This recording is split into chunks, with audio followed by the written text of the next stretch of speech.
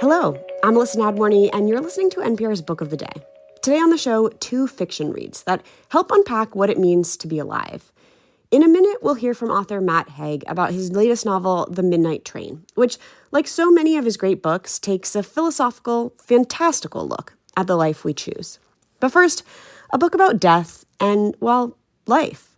It's called Everything Was Beautiful and Nothing Hurt, and it's the debut novel from Ben Reeves. The main character is a man whose job it is to be with people in the last hour of their life. But for a guy so close to death, he still has so much to learn about life. Reeves spoke with All Things Considered host Scott Detrow. Support for this podcast and the following message come from Wayfair. Your space should feel like you, and if it doesn't yet, that's probably not a taste problem. It's a budget problem.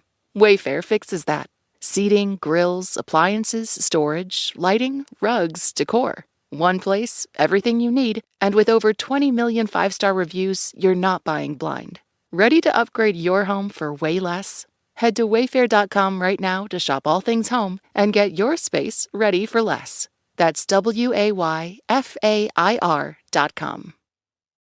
This next story is about a book about death. But wait. Stick with me, because I really promise a new novel about the Grim Reaper walking among us is one of the best, most moving books I have read in years. Travis Smith is the personification of death, which sounds really grim and morbid, but it's actually a very life-affirming kind of book. It's very rich with life and nature. That's Ben Reeves. The book, Everything Was Beautiful and Nothing Hurt, is his publishing debut. It tells the story of Travis, who outwardly appears to be a normal guy living a boring life in an empty apartment, and how he slowly becomes a little too attached to the people around him. His job is just to spend time with people in the last few moments of life. He will comfort them and listen to their stories and make them feel at peace before he takes them into whatever follows next, which we never get to see in the book. And we just get to see all these hopefully beautiful vignettes of all these different people from different walks of life as Travis spends time with them. I love how carefully you constructed the rules around him, his work, his world, how he exists. You explain some things, you hint at other things, and there's a lot that you just leave unsaid or unexplained. And I'm wondering how you approached that as you wrote this book. Did you kind of dial the meter one way or another, or was it easy to land on this middle ground of, I'm just not going to explain some things?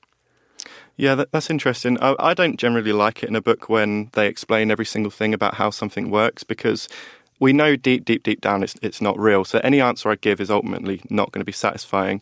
I'd much rather it's left to our imagination. We see certain things. We see that he's very, very in touch with the world around him and with nature. He almost seems to have a kind of omniscience, but I never wanted to explain it because I just think that can almost take away rather than add to the book. So we meet Travis as he's making some of his rounds and sitting with people and being with people as we die. But the plot really starts moving when he starts to grow attached to two people who live across the hall from him. Tell us about Dahlia and Layla and what it is about them that draws Travis into their lives. Yeah, so Dahlia is a midwife and she's a single mother of 2 kids. And it's against Travis's better judgment, because you can imagine being death. You would not want to have close relationships with anybody. He takes his job very seriously and with a lot of respect, but he doesn't make friends because every single person he ever meets he's going to watch them die. But against his better judgment, he just can't help but get sucked into this little family that live across the hall, especially the little girl Layla. She takes such an interest in Travis. She invites him to her birthday party and things like that. And I think what he's really drawn to is how normal and simple and beautiful their lives are. They're not extraordinary. They are in very subtle ways, but it's a normal life. And I think Travis really covets that because he has such a difficult job. Yeah. There are these moments also throughout the book that aren't necessarily about death, but they're about life and they're about details. You know, Travis seems to have this omnipotent view of the world, and it's almost like you zoom the camera lens around and he thinks and focuses on the cobwebs or an old toaster or an old brittle Christmas tree or a family of mice that live inside the walls. And by pointing them out in such vivid detail, it shows them in signs of lives being lived. Absolutely, yeah. That was actually really, really fun to write, because I think that thinking about death a little bit more can actually make you really pay attention and think clearly about your life. I feel like we don't talk about death enough because it's scary, but that's obviously why we should talk about it. There was a moment shortly before I wrote this book where my little boy was choking on some food, and it was a terrifying moment. And, you know, I was so scared. Luckily, my wife hooked her finger down his throat and got the food out.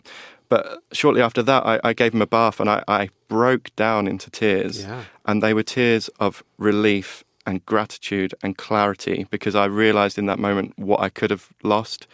And I really believe that just thinking about death that little bit more, especially for a story where we're safe, you know, it can just enrich every single day, because you know in the back of your mind that's coming.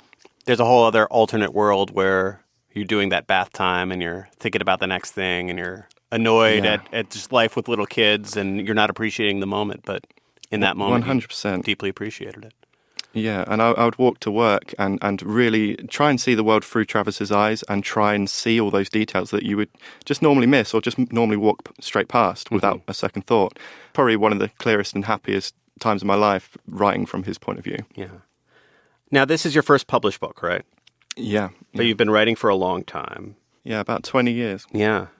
And you've written about writing on your website, and in one of your posts, you wrote this: "I've written several books on my way to this point, and now I understand what I'm here to offer. Radical meaning as vibrantly as I can offer it."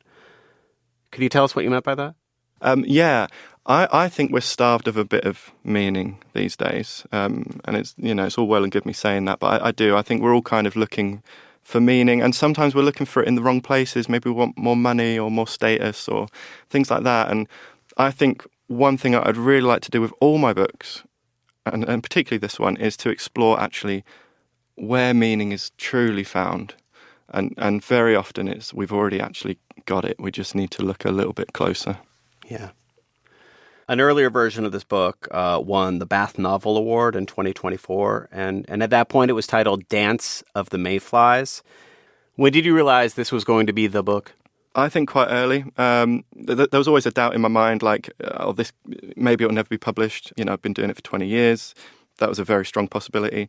But I knew in my heart, I was like, no, this is good. And you know when it's a good one because you think, even if no one did ever read this, I think this is good. And that's when you sort of have achieved a kind of magic.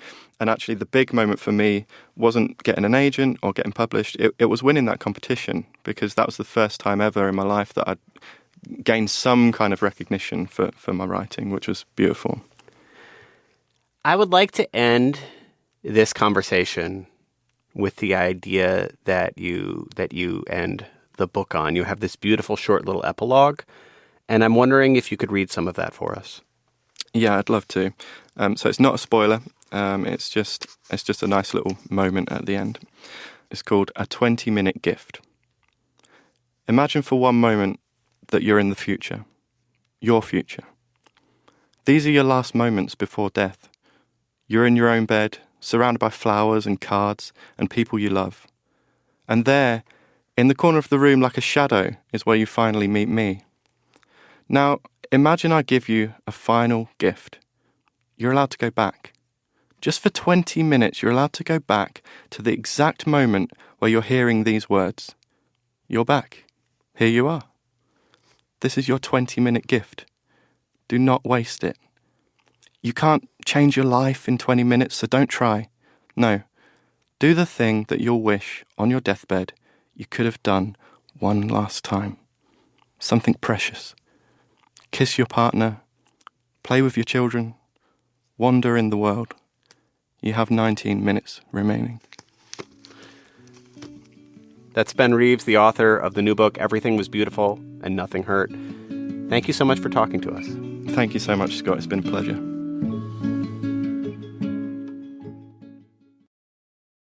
Support for this podcast and the following message come from Wayfair.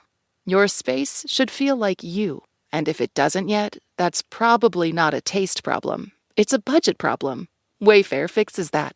Seating, grills, appliances, storage, lighting, rugs, decor. One place, everything you need, and with over 20 million five-star reviews, you're not buying blind.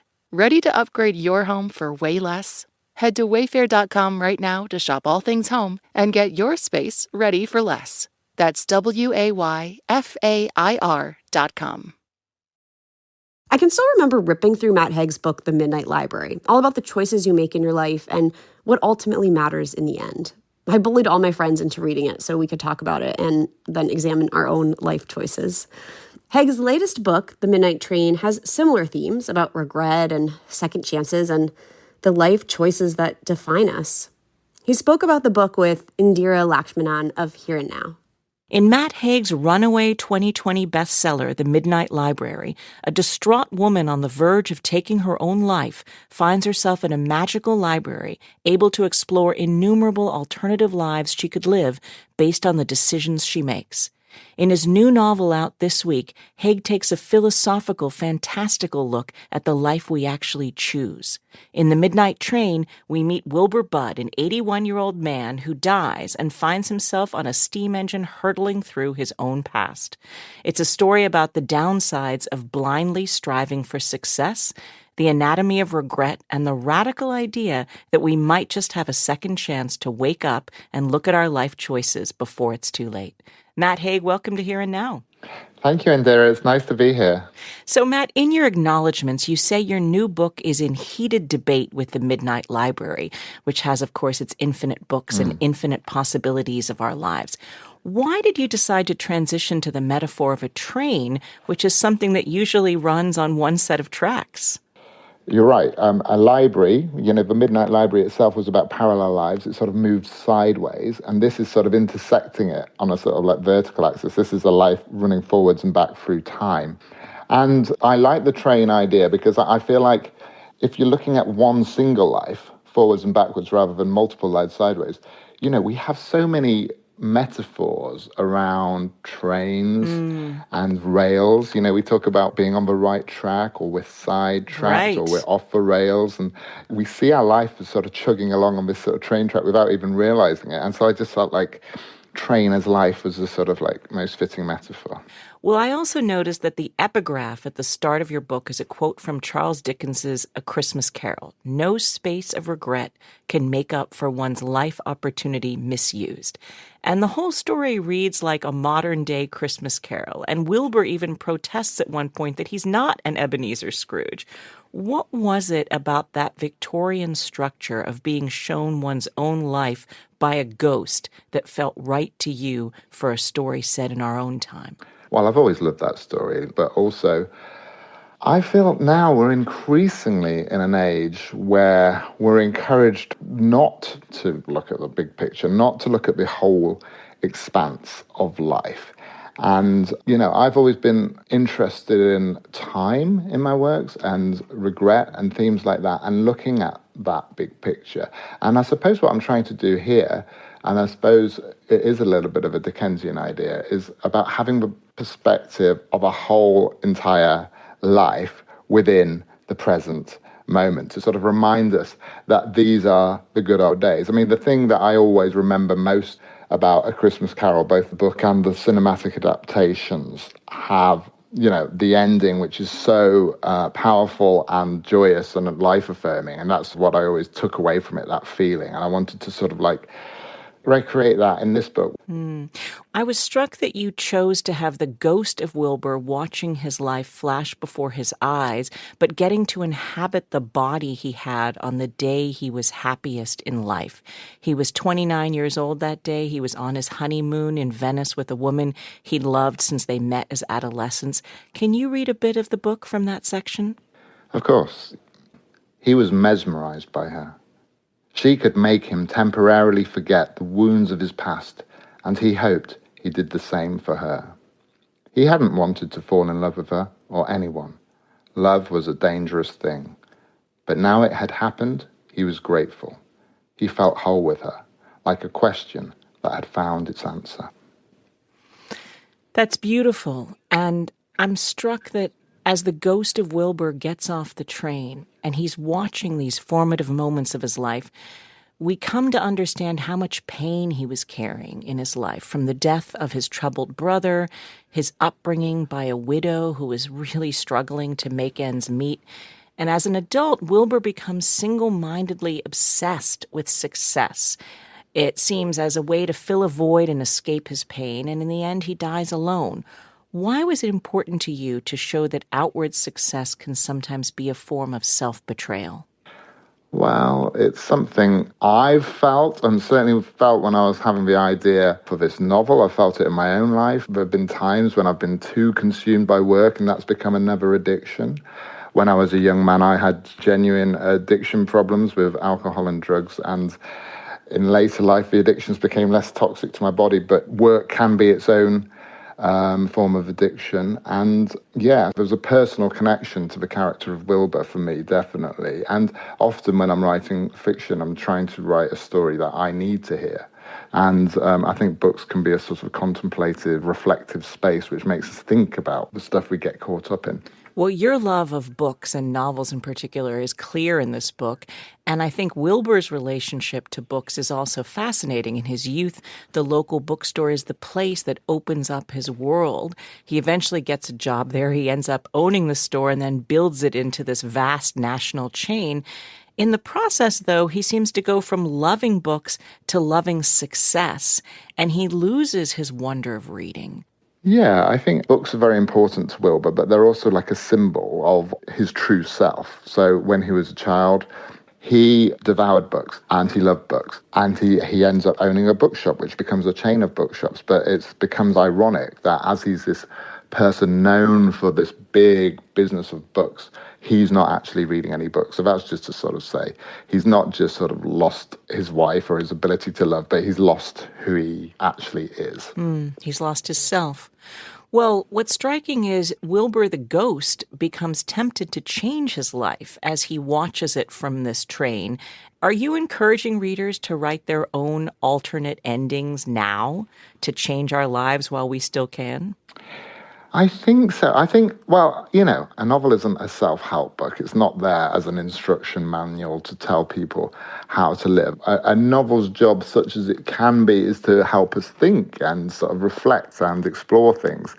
And this book, in a way, is saying something quite different to The Midnight Library. The Midnight Library, I suppose, was very much about acceptance. It was about appreciating our flawed existence. And I do agree and stand by all of that. But there's also, as I get older, this other sort of question arriving inside my mind, which is when we sort of reach the end of our life and look back, what are the things we will regret and what are the things we won't regret? And what, would we be doing if we had the hindsight now to realize that these are the good old days? It's almost like photographs, Very often we cannot like a photograph of ourselves in the present, but 10 years later, looking back at the photograph, we might have a very different idea of that time, and 20, 30 years later, we certainly will. So I suppose that's what I'm trying to do with this book. I'm trying to give people the perspective of the present as if it was an old photograph, to find that nostalgia now. Well, Matt, you're incredibly prolific. You've written more than 24 books that have sold tens of millions of copies in so many languages. Wilbur, your character, was driven to his career success by a feeling that he had to prove himself and escape his trauma. What drives you? Often it's kind of a correction, if that makes sense. I'm correcting stuff that I've written before. I think a writer's always foolishly looking for a sort of like the perfect novel that they can write. And we like to imagine and fool ourselves as we click send on our final draft that this is as good as we can possibly write a book. And then over time, this is what happened with me in The Midnight Library. Over time, I think, I'd write this a bit differently now, or I'd say this a bit differently now. And so for me, that constant search for sort of writing something better than the last thing is a continual driver. But at the same time, and the reason why I wrote this book, I'm also realizing that my two children now are 18 and 17 years old, and I spent a lot of their childhood very much consumed by work and not enjoying being with them as much as I should have. So I'm constantly sort of thinking about how to embrace the times we have before they slip by as well. So, but I use writing, I think, to sort of explore my own thoughts. The French novelist Françoise Sagan said she has to write in order to think. And sometimes I'm like that. I have to write or read in order to sort of like think about life. And so I don't see writing as necessarily the opposite of life or taking me away from life. I feel it as a mirror, a way to actually see my life and my priorities in a different way. Matt Haig's new novel is The Midnight Train. Matt Haig, thank you so much for joining us. Thank you for having me. That's it for this week on NPR's Book of the Day. If you want more, you can sign up for our newsletter at npr.org/newsletter/books. I'm Melissa Nadworny. This podcast is produced by Chloe Weiner and edited by Megan Sullivan. Our founding editor is Petra Mayer. The show elements for this week were produced and edited by Ariel Plotnick, Danny Hensel, Martin Patience, Michaela Rodriguez, Jenny Griffiths, Justine Kennan, Elena Burnett, Todd Munt, Emiko Tamagawa, and Janaea Williams. Thank you so much for listening.